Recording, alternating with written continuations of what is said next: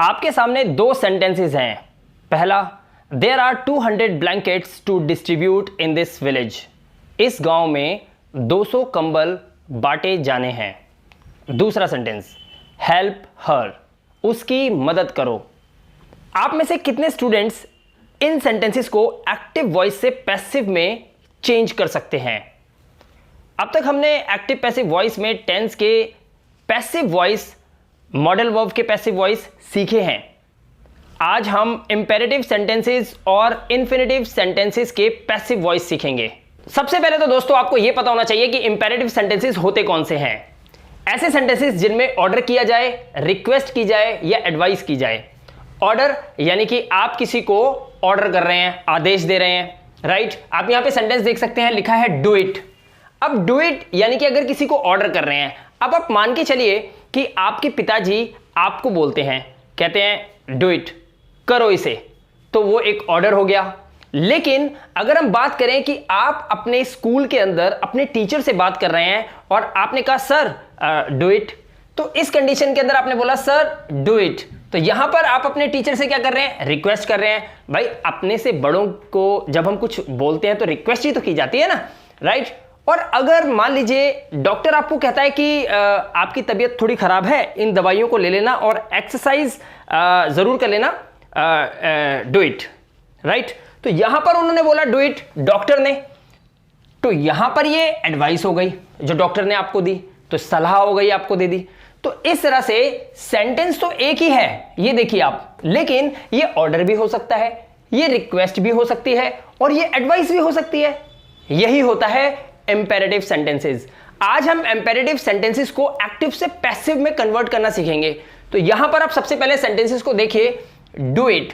अब वैसे तो ये सभी सेंटेंसेस एक जैसे ही हैं, लेकिन आपको पहले इनके नेचर को समझना होगा। इंपेरेटिव सेंटेंस को पकड़ना हो तो बस आप समझ लेना कि इंपेरेटिव सेंटेंस की शुरुआत सबसे पहले मेन वर्ब से होगी। जैसे do it, open the window, खिड़की खोल दो, मीट हिम टुमारो, उससे कल मिलो, हेल्प हिम राइट नाउ, उसकी अभी मदद करो, वॉश द पॉट, बर्तन धो लो। इस तरह के ऑर्डर, रिक्वेस्ट, एडवाइस ये हो सकती हैं, राइट। अब यहां पर फोकस करने वाली बात क्या है कि आपको पता होना चाहिए कि अगर किसी भी सेंटेंस की जो मेन वर्ब होती है उससे तो सेंटेंस ये शुरू होगा, राइट, लेकिन उसके बाद में ऑब्जेक्ट पे जाकर ये सेंटेंस एंड हो जाएगा। अब यहां पर ऑब्जेक्ट को कैसे पहचाने? डू हमारी हो गई मेन वर्ब, इट ये हमारा ऑब्जेक्ट है। आपको मैंने बताया था अपनी प्रीवियस वीडियो लेक्चर के अंदर कि आप किसी सेंटेंस के ऑब्जेक्ट को कैसे ग्रैब करेंगे, कैसे उसे गेट करेंगे, कैसे उसे पकड़ लेंगे। तो मैंने आपको बताया था आपको दो वर्ड का ध्यान रखना है। कौन कौन से दो वर्ड थे वो? एक था WHOM whom और एक था WHAT what। WHOM whom and WHAT what, इन दोनों वर्ड्स को, इन दोनों जो WHOM और what, इन दोनों वर्ड्स को अगर आप किसी से पूछेंगे सेंटेंस के अंदर तो आपका ऑब्जेक्ट निकल के बाहर आ जाएगा। whom किसे, किसे, और what क्या। जैसे डू इट करो, किसे, इसे, इसे करो। तो ये हमारा ऑब्जेक्ट हो गया, यहां पर आपने ये ऑब्जेक्ट निकाल लिया। ओके, एक चीज और बताना चाहूंगा। यहां पे लिखा है डू इट, लेकिन यहां पे लिखा है डू इट से पहले यू। तो अगर मान लीजिए इनमें कोई फर्क नहीं है, इनमें कोई भी डिफरेंस नहीं है, जैसे मैं बोलूं डू इट करो इसे, या मैं आपको बोलूं कि you do it, do it you do it, दोनों में बात तो एक ही है ना कि करो इसे, तुम करो इसे। तो दोनों कंडीशन के अंदर मैं सामने वाले को जिसको देख रहा हूं उसको बोल रहा हूं। तो यू अगर हम ना भी लगाएं तो भी चलेगा, बट अगर लगा हो तो उस केस में आप क्या करोगे, इस वीडियो लेक्चर में मैं आपको बताने वाला हूं। अच्छा, अब हम समझ गए कि हमारे ऑब्जेक्ट हम कैसे निकालेंगे। जैसे ओपन, ये हमारी मेन वर्ब है। खोलो, क्या खोलो, क्या खोलो, क्या खोलो, विंडो खोलो, द विंडो। तो हमारा ऑब्जेक्ट आ गया। इस तरह से आप सभी सेंटेंसेस में से आप मेन वर्ब निकाल सकते हैं जो कि फ्रंट में है और उसके बाद आपका ऑब्जेक्ट है, राइट। क्योंकि एक्टिव और पैसिव में आपको मेन क्या चाहिए होता है, ऑब्जेक्ट ही चाहिए होता है। तो इन सेंटेंसेस को क्या हम पैसिव में कन्वर्ट कर सकते हैं? क्योंकि अब तक टेंसेस की एक्टिव पैसिव के अंदर और जो भी हमने मॉडल वर्ब्स की थी उसको पैसिव में कन्वर्ट किया था, तो हमारे पास सब्जेक्ट था और ऑब्जेक्ट था। अब यहां पर आप देख सकते हैं सब्जेक्ट है भी और सब्जेक्ट नहीं भी हो सकता। तो ऐसी कंडीशन के अंदर आप कैसे पैसिव में कन्वर्ट करेंगे? तो काफी सारे स्टूडेंट्स का मेरे पास कमेंट बॉक्स में मैसेज आया था कि सर इंपेरेटिव सेंटेंसेस और इन्फिनेटिव सेंटेंसेस पे एक एक्टिव पैसिव की वीडियो बनाई जाए। तो आपकी रिक्वेस्ट पे मैंने खुद को रिमांड पे लिया है और आज मैं आपको ये सिखाऊंगा, ठीक है? Do it. अगर मान लीजिए इसको हमें पैसिव करना है तो करना क्या है? बिल्कुल सिंपल है, बहुत ही इजी है, बड़े ध्यान से देखिएगा, ट्रिक समझिए। सबसे पहले आपको लिखना है लेट। लेट के बाद आपको जो भी आपका ऑब्जेक्ट है उसको आप लिखिए, जैसे इट, तो यहां पे लिख देंगे लेट इट। उसके बाद आपको बी का यूज करना है। किसका यूज करना है? बी का, लेट इट बी। उसके बाद आपको ये जो आपकी मेन वर्ब है इसकी थर्ड फॉर्म, पैसिव में वर्ब की थर्ड फॉर्म यूज होती है ना, तो लेट इट बी डन। ये हो गया हमारा पैसिव। अच्छा, हिंदी क्या हुई इसकी? डू इट, करो इसे। लेट इट बी डन, ये किया जाए या इसे किया जाए, राइट? ओके, नेक्स्ट है यू डू इट, तुम इसे करो। तो अब क्या करना है आपको? सेम वही, सबसे पहले आपको लिखना है let it be done, let it be done, और यू सब्जेक्ट है हमारा, ऑब्जेक्ट में जाएगा तो क्या हो जाएगा? Let it be done by you. इस तरह से आप इसे बोल सकते हैं, आप इसे बाय यू कर दो। इजी है ना बिल्कुल? ओके, अब इसे देखें, open the window. Open the window, सबसे पहले वही लेट, अब हमारा ऑब्जेक्ट क्या है? The window, let the window. उसके बाद हम क्या लगाएंगे? बी, एंड ओपन की थर्ड फॉर्म आप यहां पे लगाओगे, ओपन्ड। ये हो गया आपका पैसिव, राइट? नेक्स्ट देखिए, मीट हिम टुमारो। अब यहां पर क्या करना है? सबसे पहले हम लगाएंगे लेट। लेट के बाद हमारा ऑब्जेक्ट क्या है? मिलो, किसे? उसे, उसे, him.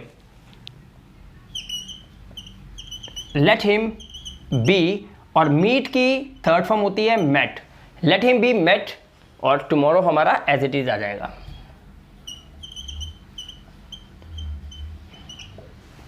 Okay, next sentence, help him right now. Help, मदद करो, किसकी करो? किसकी? उसकी, हिम, उसकी, हिम। कैसे बनेगा? Let him be, let him be, उसके बाद हेल्प की थर्ड फॉर्म हम लगाएंगे, लेट हिम बी हेल्प्ड, और राइट नाउ का as it is right now आप लिखेंगे।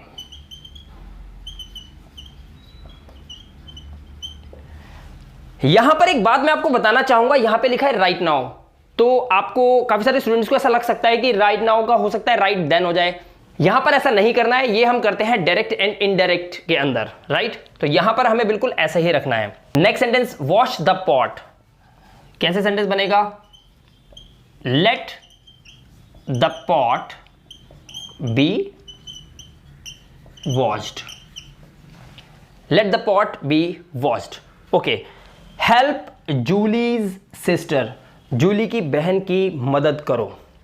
अब इसका पैसिव बनाना है, जूली की बहन की मदद की जाए, कैसे बनेगा?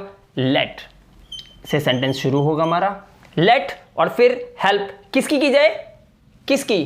किसकी हेल्प करनी है? जूली सिस्टर, तो हम लिखेंगे लेट जूलीज सिस्टर, फिर हम लगाएंगे अपना बी, और उसके बाद हेल्प की थर्ड फॉर्म हम यहां पे लिखेंगे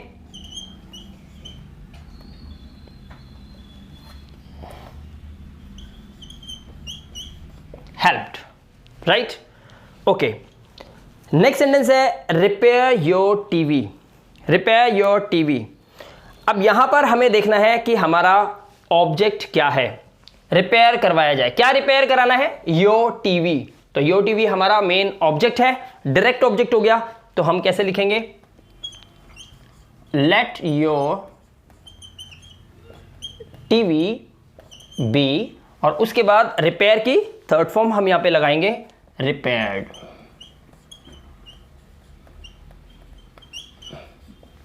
इस तरह से हमने इन सेंटेंसेस को बहुत इजी वे में बना दिया। बस आपको याद ये रखना है कि सबसे पहले आपको लेट को यूज करना है, उसके बाद आपका जो भी ऑब्जेक्ट है उस ऑब्जेक्ट को आपको लगाना है, फिर आपको यूज करना है बी का, फिर आपको यूज करना है बी का, उसके बाद आपकी जो वर्ब है जिससे सेंटेंस शुरू है, आपका जो मेन वर्ब है आपकी, उसको आपको थर्ड फॉर्म में कन्वर्ट करना है, क्योंकि आप पैसिव सेंटेंस बना रहे हो और पैसिव के अंदर वर्ब की थर्ड फॉर्म यूज की जाती है। उसको यूज करना है, फुल स्टॉप लगाना है, सेंटेंस क्लियर। ये है आपके इंपेरेटिव के ऑप्शंस। इस तरीके से आप बना सकते हैं इनको, तो इसकी आप बहुत ज्यादा प्रैक्टिस कीजिएगा। अब बारी है इंफिनिटिव सेंटेंसेस को कैसे पैसिव में कन्वर्ट करते हैं, चलिए वो सीखते हैं। तो अब हम यहां पर इंफिनिटिव सेंटेंसेस को पैसिव में कन्वर्ट करना सीखेंगे। तो यहां पर जो मेजर पॉइंट है आपको जो याद रखना है वो क्या है, एक्टिव सेंटेंस के अंदर टू के साथ वर्ब की फर्स्ट फॉर्म होगी। यहां पे मैंने एग्जांपल दिए हुए हैं, आप देख सकते हैं, टू डिस्ट्रीब्यूट, यहां पर to do, to send, to worry about.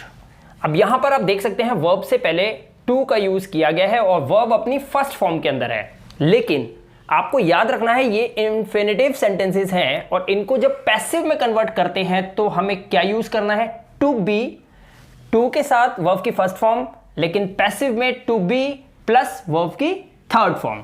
इसका आपको याद रखना है और कुछ करने की जरूरत नहीं है, बहुत ही सिंपल वे है। अच्छा, ऐसे सेंटेंसेस बहुत सारे आप देखेंगे न्यूज़पेपर के अंदर, तो क्या इन दोनों के डिफरेंस मीनिंग क्या डिफरेंट हो जाते हैं?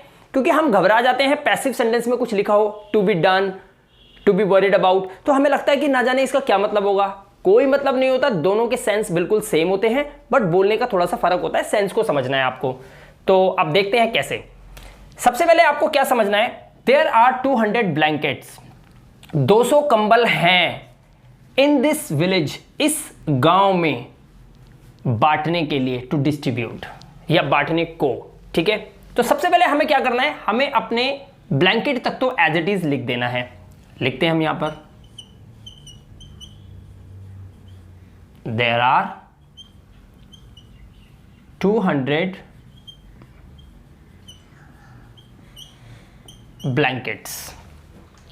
अब यहां पर क्या करना है, टू डिस्ट्रीब्यूट को करना है to be distributed, to B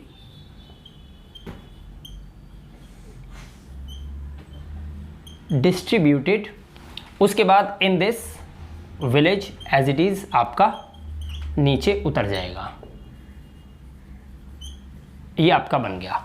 अब यहां पर आप देख सकते हैं, यहां पे लिखा है टू डिस्ट्रीब्यूट, यहां पे लिखा है to be distributed.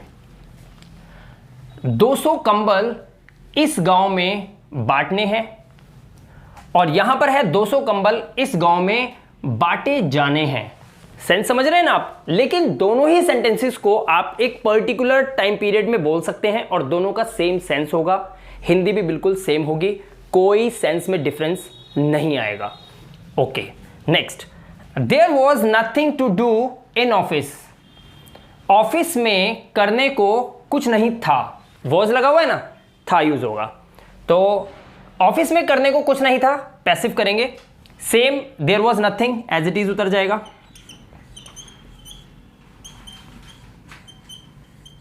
There was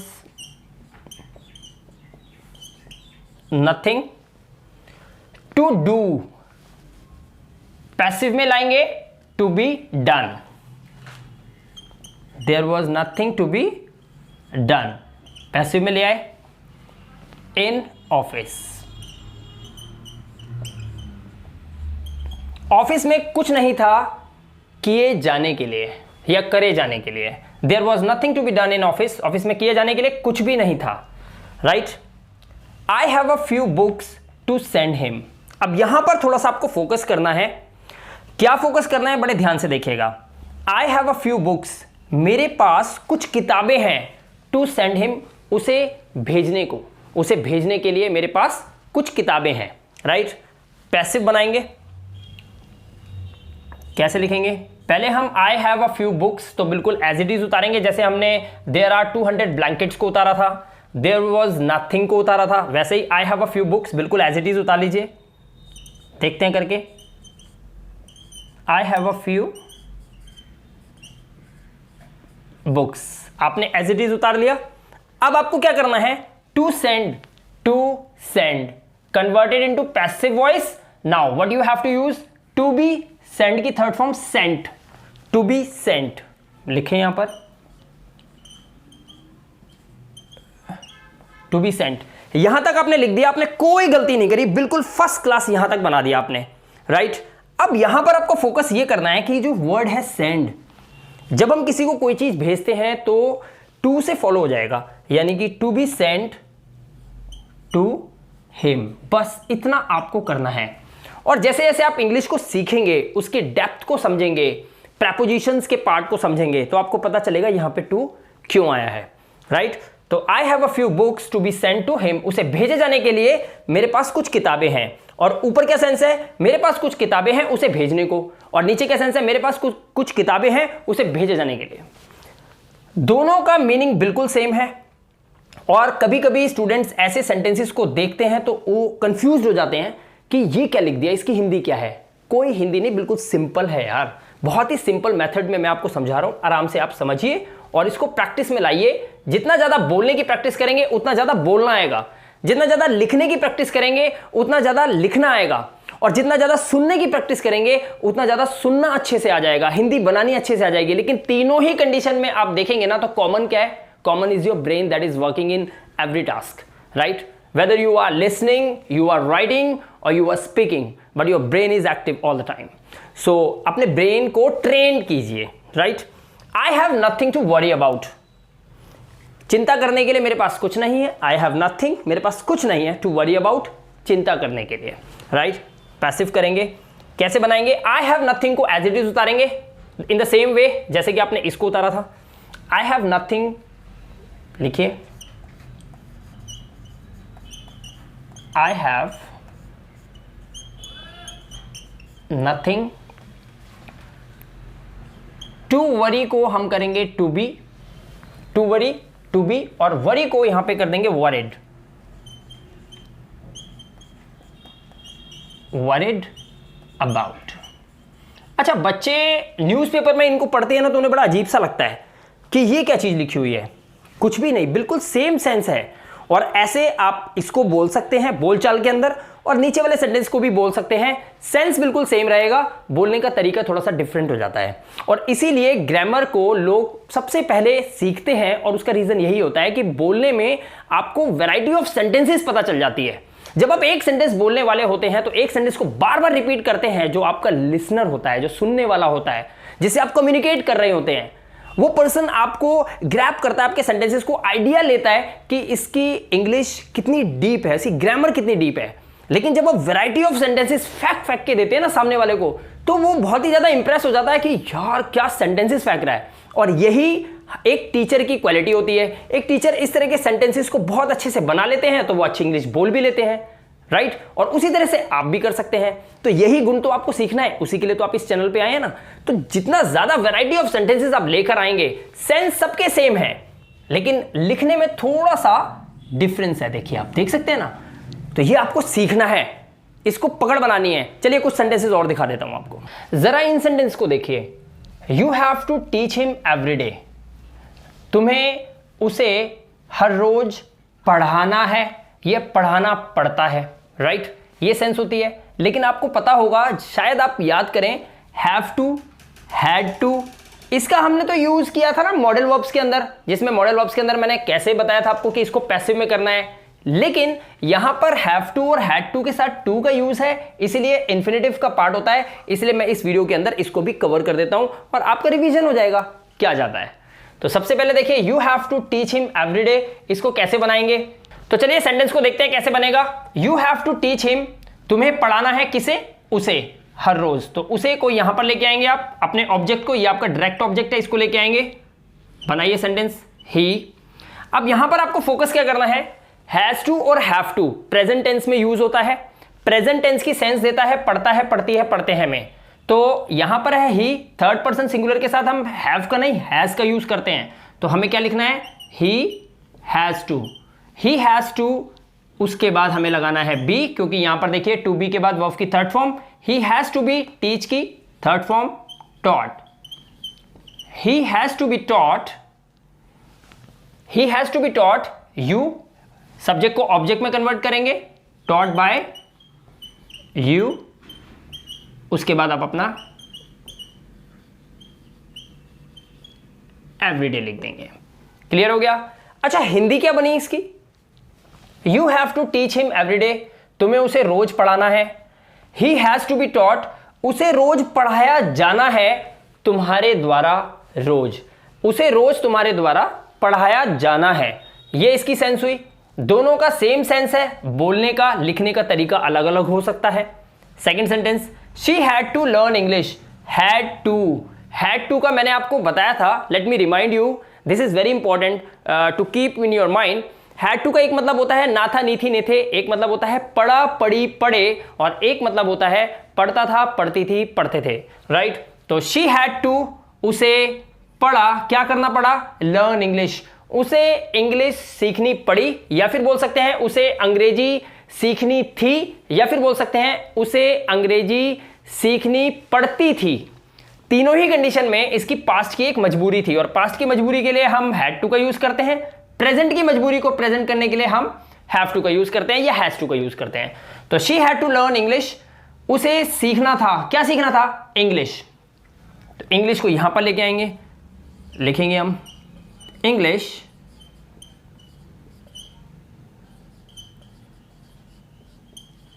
had to be, learn की third form, learned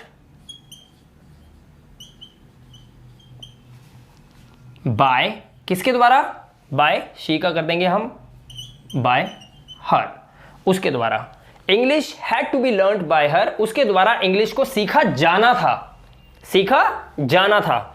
okay, now next, he needs to clean the house, उसे घर साफ करने की आवश्यकता है। नीड्स, आवश्यकता होना। He needs to clean the house, उसे क्या साफ करने की आवश्यकता है? घर। क्या? घर। घर को लाइए, आपका डायरेक्ट ऑब्जेक्ट है, लाइए द हाउस।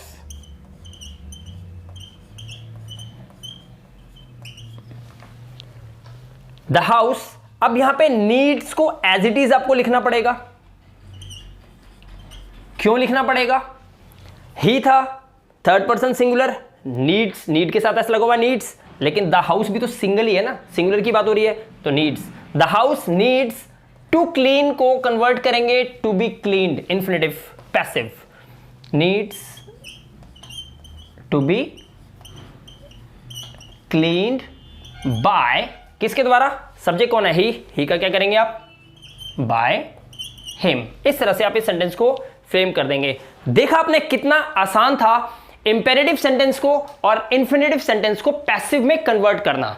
बहुत ही सिंपल सी ट्रिक थी, आसानी से आपको समझ भी आ गया। अब इसकी आप प्रैक्टिस कर सकते हैं। प्रैक्टिस के लिए मैं आपको स्क्रीन पे दे रहा हूं ये 5 सेंटेंसेस, इनको बना के देखिए, बार बार करके देखिए और कमेंट बॉक्स में इसका आंसर दीजिए। और इन सभी के 5 के आंसर मैं आपको डिस्क्रिप्शन बॉक्स में दे रहा हूं, मिला के देखिएगा। ईमानदारी से मेहनत कीजिए, बहुत जल्दी निखार आएगा आपकी इंग्लिश में, क्योंकि आप आ चुके हैं मेरे चैनल इंग्लिश विद मिलाप पर। मिलता हूं आपसे अगली वीडियो में, तब तक के लिए अपना ध्यान रखिए, सुरक्षित रहिए। Thank you very much, have a good day.